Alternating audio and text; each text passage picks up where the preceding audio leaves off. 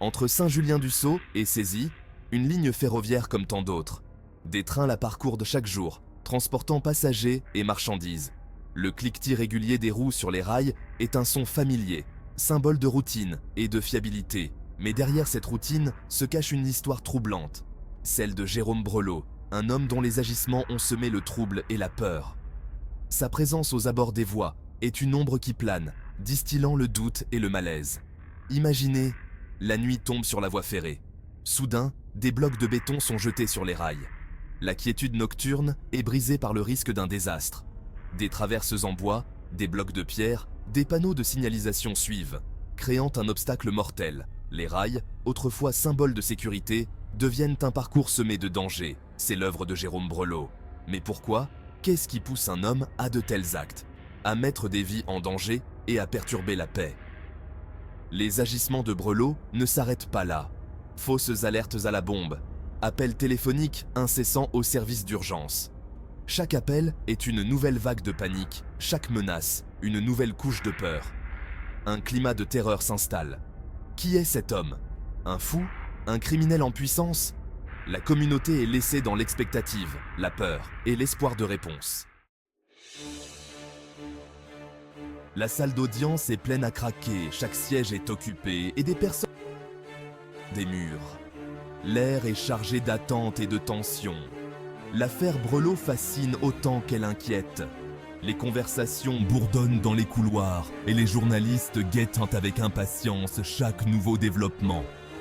Dans le box des accusés, Jérôme Breulot est assis, le regard vide. Nerveusement, il semble perdu, déconnecté de la gravité de la situation. Il répond aux questions d'une voix monotone, presque détachée, si les événements étaient un d'autre.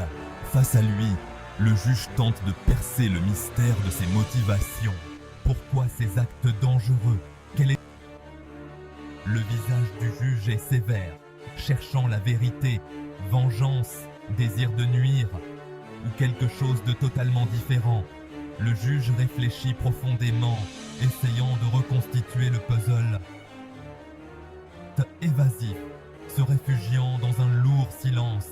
Son silence est éloquent mais ne révèle rien. Certains murmurent qu'il est fou, animé d'une force incontrôlable. D'autres suspectant qu'il essaie d'échapper à la justice.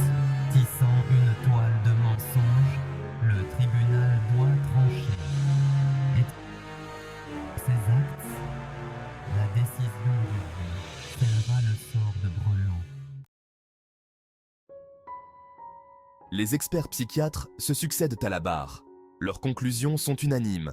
Jérôme Breulot souffre de graves troubles psychiatriques, un passé douloureux, une enfance difficile, une incapacité à gérer ses émotions. Les experts décrivent un homme fragile, en proie à des pulsions incontrôlables. Un homme incapable de mesurer la gravité de ses actes, persuadé d'agir pour le mieux. Un homme, finalement, plus malade que dangereux. Le doute s'installe dans la salle d'audience. Doit-on condamner un homme malade? Un homme qui a besoin de soins plus que de prison? Mais la SNCF, partie civile, rappelle la gravité des faits. Des trains auraient pu dérailler, des vies auraient pu être perdues. La sécurité des voyageurs a été mise en danger. L'avocat de la compagnie ferroviaire réclame justice. Il dénonce un sentiment d'impunité et exige une sanction exemplaire pour dissuader toute tentative d'imitation. La colère et l'indignation se lisent sur son visage. Le tribunal doit trancher.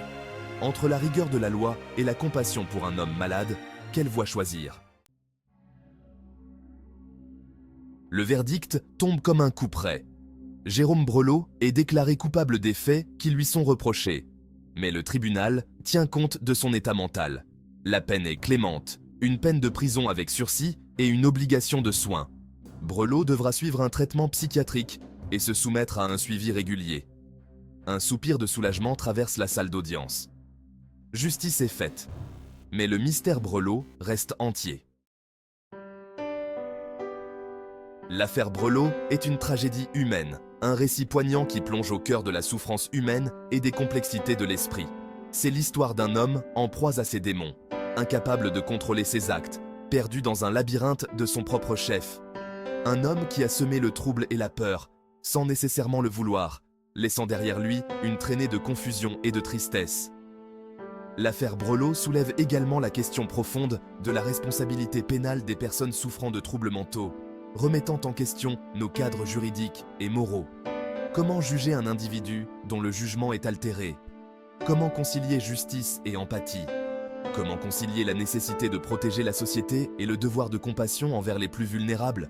Ce sont des questions qui nous hantent. L'affaire Brelow est une énigme, un puzzle qui défie les réponses faciles et les solutions simplistes. C'est une histoire qui nous rappelle la complexité de l'âme humaine, l'équilibre fragile entre raison et folie, et la fine ligne qui sépare le bien du mal.